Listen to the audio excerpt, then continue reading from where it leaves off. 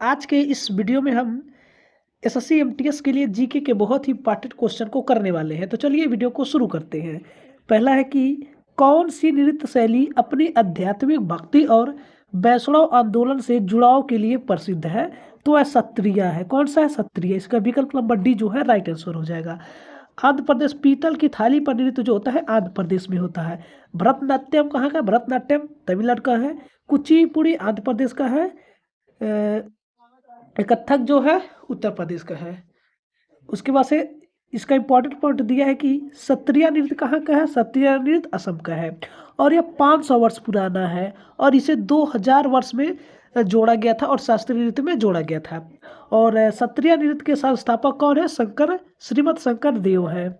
और इसका important point है कि इसमें बोरगीत संगीत का प्रयोग किया जाता है। किस संगीत का? बोरगीत। और इसमें जो पुरुष नर्तक होते हैं उन्हें भुंजी और महिला नर्तक को सिमंगी कहते हैं।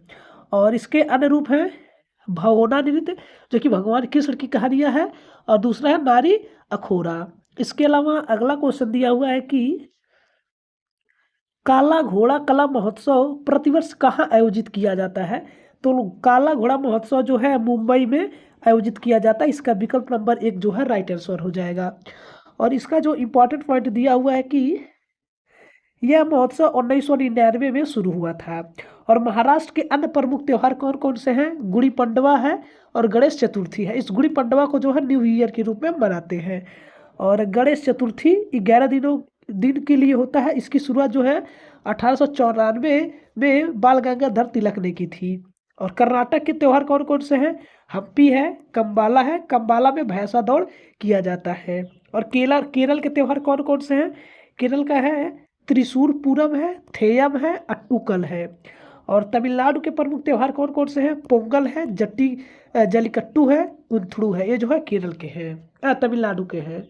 और अगला क्वेश्चन दिया हुआ है कि गुडेचा बंधु किस हिंदुस्तानी संगीत घराने से संबंधित है?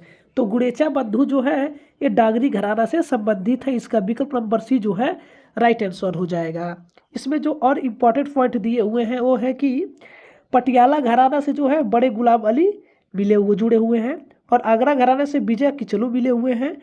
और उस्ताद आमिर खान जो है इंदौर घराने से संबंधित है।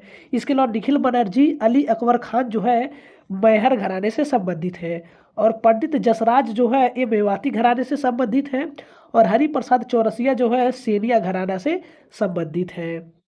दोस्तों अगर वीडियो अच्छा लग रहा है तो आप लोग वीडियो को लाइक करें और अपने दोस्तों के पास शेयर करें। और अगला क्वेश्चन है कि राजा भलिंद्र सिंह ट्रॉफी निम्नलिखित में से किस राष्ट्रीय खेल आयोजन से संबंधित है? तो राजा भलिंद्र सिंह ट्रॉफी जो है राष्ट्रीय खेल से संबंधित है। इसका विकल्प नंबर डी जो है राइट आंसर हो जाएगा। और इसका जो इम्पोर्टेंट पॉइंट दिया हुआ है कि पहले राष्ट्रीय खेल 1924 में लाहौर में हुए थे। कहाँ हुए थे? लाहौर में। और 38वें राष्ट्रीय खेल जो है 2025 में उत्तराखंड में हुए हैं। इसका जो शुभंकर था वह कौन था? मौली था। और 39वां राष्ट्रीय खेल जो है कहाँ होगा? यह मेघालय में आयोजित किया जाएगा।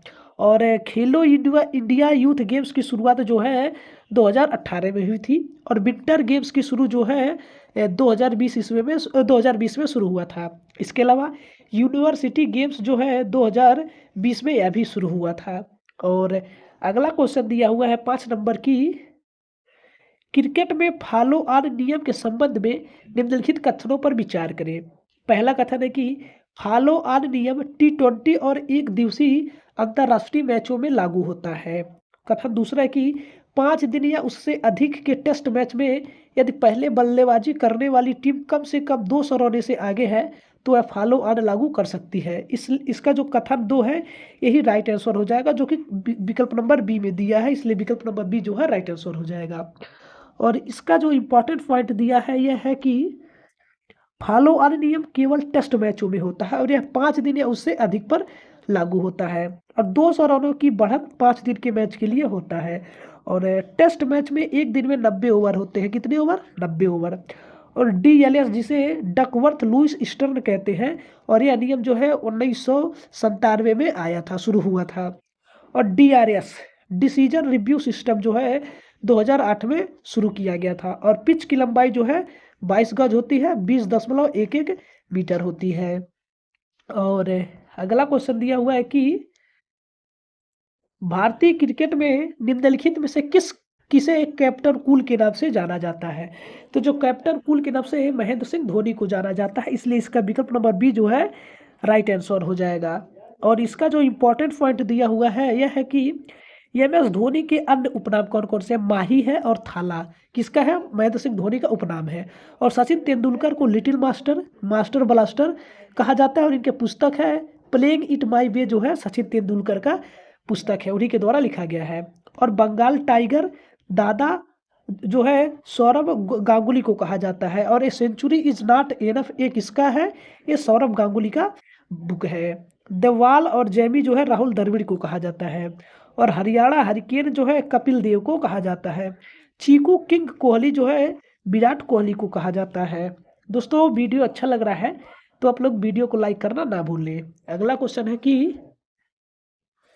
निम्नलिखित में से किसने ग्रीमस उपन्यास लिखा था? तो सलमान रुश्दी ने ग्रीमस उपन्यास लिखा, इसलिए इसका विकल्प नंबर 2 जो है राइट आंसर हो जाएगा। और इसमें जो इम्पोर्टेंट पॉइंट दिया है कि सलमान रुश्दी को 1981 में मिडनाइट्स चिल्ड्रन के लिए बुकर पुरस्कार मिला था। और रुश्दी की अन्य पुस्तकें हैं Victory City, Knife 2024, The Satanic Verses जो है ये सलमान रुश्दी का बुक है। और अमिताभ घोष के बुक कौन कौन से हैं? The Shadow Lines, Sea of Poppies जो है अमिताभ घोष का है। इसके अलावा द व्हाइट टाइगर और सिलेक्शन डे जो है अरविंद आडिगा का है। इसके अलावा Two Lives The Golden Gate जो है विक्रम सेठ के द्वारा लिखी गई पुस्तक है। इसके अलावा अगला क्वेश्चन दिया हुआ है कि 8 नंबर, भारतीय संविधान की अनुसूचियों के संबंध में निम्नलिखित कथनों पर विचार करें। पहला कथन है कि तीसरी अनुसूची में शपथ और प्रतिज्ञान के प्रारूप शामिल हैं। और दूसरी जो है कथन दिया है कि दूसरी अनुसूची में परिलब्धियों, भत्तों और विशेषाधिकारों के संबंध में प्रावधान है। तो इसका कथन एक और कथन दोनों सही है, इसलिए इसका विकल्प नंबर सी जो है राइट आंसर हो जाएगा। और इसके जो इम्पोर्टेंट पॉइंट दिए हुए हैं कि 9वीं अनुसूची में भूमि सुधार फर्स्ट सीए 1951 द्वारा जोड़ा गया था, संविधान संशोधन के द्वारा, कॉन्स्टिट्यूशन असेंबली के द्वारा। और 10वीं अनुसूची जो है दल बदल कानून से संबंधित है और इसे 42वें संविधान संशोधन 1985 52वें संविधान संशोधन 1985 के द्वारा जोड़ा गया था। और 10वीं अनुसूची जो है पंचायती राज से संबंधित है और उसमें 29 विषय हैं और इसे 73वें संविधान संशोधन 1992 के द्वारा जोड़ा गया था। और 12वीं अनुसूची जो है नगर पालिका से संबंधित है, इसमें 18 विषय हैं और 74वें संविधान संशोधन 1992 के द्वारा यह भी जोड़ा गया था। और 8वीं अनुसूची जो है राजभाषा से संबंधित है, ऑफिशियल लैंग्वेज से संबंधित है। और अगला क्वेश्चन दिया हुआ है कि अनुच्छेद 20 का कौन सा खंड दोहरे दंड के सिद्धांत को शामिल करता है? तो अनुच्छेद 20 का खंड 2 जो है दोहरे दंड के सिद्धांत को शामिल करता है, इसलिए इसका विकल्प नंबर 1 जो है राइट आंसर हो जाएगा। और इसका जो इम्पोर्टेंट पॉइंट दिया हुआ है कि अनुच्छेद 20(1) यह जो है एक्सपोर्ट फैक्टो लॉ से संरक्षण, भूत व्यापी कानून से संरक्षण है। और अनुच्छेद 20(2) है जो है डबल जियोफार्डी से संरक्षण की दोहरे दंड से संरक्षण है। और अनुच्छेद 20(3) जो है आत्म दोषारोपण से संरक्षण है। और आपातकाल के दौरान अनुच्छेद 20 और 21 निलंबित नहीं किए जाते हैं। यह पॉइंट जो है सबसे इम्पोर्टेंट है, ये पूछा जाता है कि अनुच्छेद 20 और 21 किससे संबंधित है? तो आपातकाल के दौरान अनुच्छेद 20 और 21 निलंबित नहीं किए जाते हैं। और अगला क्वेश्चन दिया हुआ है कि बिहान कुमार बनाम हरियाणा राज्य के मामले में निम्नलिखित में से किस संवैधानिक उल्लंघन के कारण सर्वोच्च न्यायालय ने गिरफ्तारी को अवैध घोषित किया था? तो अनुच्छेद 22(1) है, गिरफ्तारी के आधार की जानकारी न देना का उल्लंघन है अनुच्छेद 22 में। इसका विकल्प नंबर 1 जो है राइट आंसर हो जाएगा। और इसके जो इम्पोर्टेंट पॉइंट है कि अनुच्छेद 22(1) जो है गिरफ्तारी का कारण जानने का अधिकार देता है। और अनुच्छेद 21 जो है जीवन और व्यक्तिगत स्वतंत्रता का अधिकार देता है। और अनुच्छेद 21(a) जो है 6 से 14 वर्ष के बच्चों के लिए शिक्षा का अधिकार देता है। इसके अलावा अनुच्छेद 23 जो है मानव तस्करी और जबरन श्रम पर रोक लगाता है। इसके अलावा 11 नंबर क्वेश्चन दिया हुआ है कि कौन सा अनुच्छेद यह प्रावधान करता है कि शैक्षणिक अल्पसंख्यकों को अपनी पसंद के शैक्षणिक संस्थान स्थापित करने और संचालित करने का अधिकार है? तो यह अनुच्छेद 30 के तहत होता है, इसलिए इसका विकल्प नंबर डी जो है राइट आंसर हो जाएगा। और इस प्रश्न का जो इंपॉर्टेंट पॉइंट दिया हुआ है कि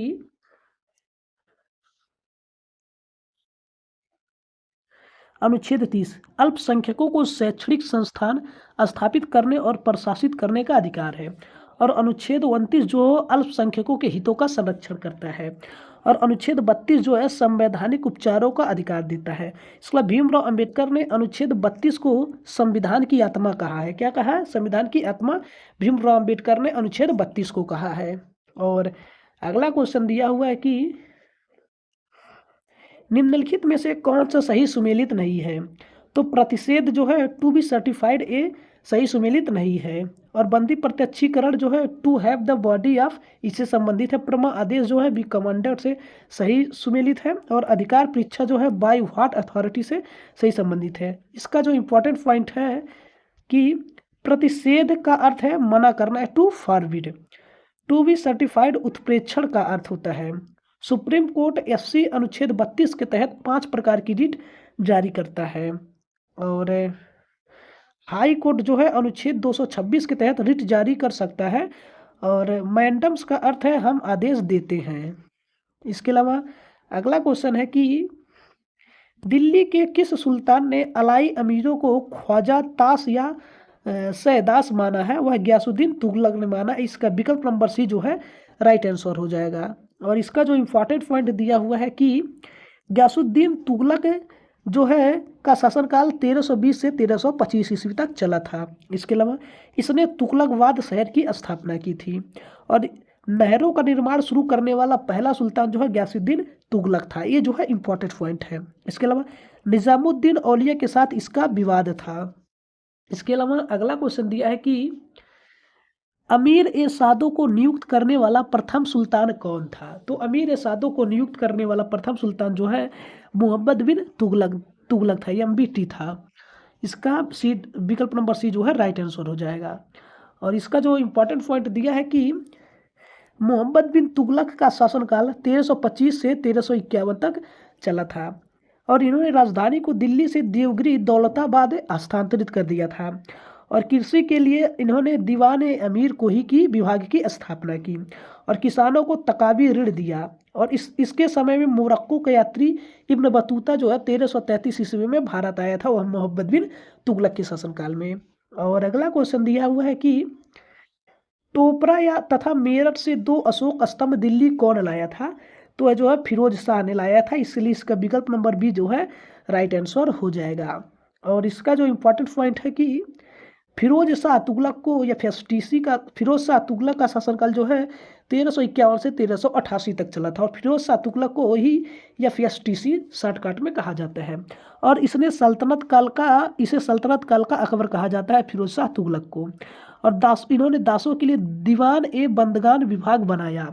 और दान के लिए दीवान ए खैरात विभाग बनाया। और फिरोज शाह तुगलक ने अपनी आत्मकथा फुतुहात ए फिरोज शाही लिखी। और अगला क्वेश्चन दिया हुआ है कि निम्नलिखित सल्तनत शासकों में से कौन अफगान मूल के थे? तो वह लोधी थे। कौन थे? लोधी थे। इसका विकल्प नंबर डी जो है राइट आंसर हो जाएगा। और इसका जो इम्पोर्टेंट पॉइंट है कि लोधी वंश का शासनकाल 1451 से 1526 तक चला था। और इसके संस्थापक जो है बहलोल लोधी थे 1451 से 1489 तक। और महत्वपूर्ण शासक जो है सिकंदर लोधी था 1489 से 1517 तक। और अंतिम शासक इब्राहिम लोधी था, इन्होंने 1517 से 1526 तक शासन किया था। इब्राहिम लोधी जो है दिल्ली सल्तनत का कौन था? अंतिम शासक था। इसके अलावा अगला क्वेश्चन दिया हुआ है कि जिसके शासन में गुरु नानक देव ने सिख धर्म की स्थापना की वह कौन था? तो वह सिकंदर लोधी था, इसलिए इसका विकल्प नंबर बी जो है राइट आंसर हो जाएगा। और इसका जो इम्पोर्टेंट पॉइंट दिया हुआ है कि गुरु नानक देव का समय 1669 से 1539 था। और सिकंदर लोधी का शासनकाल 1489 से 1517 ईस्वी तक था। इसके अलावा सिकंदर लोधी ने 1504 में आगरा शहर की स्थापना की। और वह गुलरुखी उपनाम से कविताएं लिखता था। और उसने दिल्ली में मोट की मस्जिद का निर्माण करवाया। इसके अलावा 18 नंबर क्वेश्चन है कि निम्नलिखित में से कौन एक कृष्णा नदी की सहायक नदी नहीं है? तो तेल जो है कृष्णा नदी की सहायक नदी नहीं है। इसका जो इम्पोर्टेंट पॉइंट दिया हुआ है कि तेल नदी महानदी की सहायक नदी है। कृष्णा प्रायद्वीपीय भारत की दूसरी सबसे लंबी नदी है, 1401 किलोमीटर है। इसके अलावा प्रायद्वीपीय भारत की सबसे लंबी नदी गोदावरी है या 1465 किलोमीटर है। और गोदावरी की सहायक नदी है मंजरी, प्राणहिता, बेनगंगा जो है गोदावरी की सहायक नदियां हैं। इसके अलावा कावेरी की सहायक नदियां जो है हेमावती, अमरावती और काबिनी जो है कावेरी की सहायक नदियां हैं। और अगला क्वेश्चन है कि भारत की निम्न नदियां बंगाल की खाड़ी में गिरती हैं। निम्नलिखित में से दक्षिण से उत्तर की ओर चलने पर कौन एक सही क्रम है? तो सबसे पहले आ जाएगा अ, कावेरी आएगा, कावेरी के बाद कृष्णा आएगा, कृष्णा के बाद गोदावरी आएगा और गोदावरी के बाद जो है महानदी आएगा, महानदी के बाद सुवर्ण रेखा आएगा। 2 3 1 4 5, इसलिए इसका विकल्प नंबर डी जो है राइट आंसर हो जाएगा। और ये दिया दक्षिण से उत्तर सही क्रम है कावेरी, कृष्णा, गोदावरी, महानदी, सुवर्ण रेखा। ट्रिक जो है KAKRG मीन्स कावेरी, कृष्णा, गोदावरी, महानदी, स्वर्ण रेखा। अरब सागर में गिरने वाली नदियां कौन कौन सी है? नर्मदा है, तापी है, सिंधु है, साबरमती है। उत्तर से दक्षिण सिंधु प्रणाली का क्रम है सिंधु, झेलम, चिनाब, रावी, ब्यास, सतलुज आदि। और आज के सेशन का लास्ट क्वेश्चन दिया हुआ है कि निम्नलिखित में से कौन सही सुमेलित नहीं है? तो मेट्टूर जो है कंगसावती ये सही सुमेलित नहीं है, इसलिए इसका विकल्प नंबर डी जो है राइट आंसर हो जाएगा। इसका जो इंपॉर्टेंट पॉइंट दिया हुआ है कि मुट्टूर बांध कावेरी नदी पर तमिलनाडु में है। और भारत का सबसे ऊंचा बांध टिहरी बांध है, भागीरथी नदी उत्तराखंड में है। इसके अलावा भारत का सबसे लंबा बांध जो है हीराकुंडा बांध है, यह महानदी ओडिशा में है। और भाखड़ा नांगला बांध जो है सतलज नदी हिमाचल प्रदेश में है। और इडुक्की बांध जो है पेरियार नदी केरल में है। दोस्तों ये था जीके के लिए बहुत ही इंपॉर्टेंट क्वेश्चन। अगर आपको वीडियो अच्छा लगा है तो आप लोग वीडियो को लाइक करें और अपने दोस्तों के पास शेयर करना ना भूलें। और चैनल पर पहली बार विजिट किए हैं तो चैनल को सब्सक्राइब करें। मिलते हैं अगले वीडियो में। धन्यवाद। जय हिंद।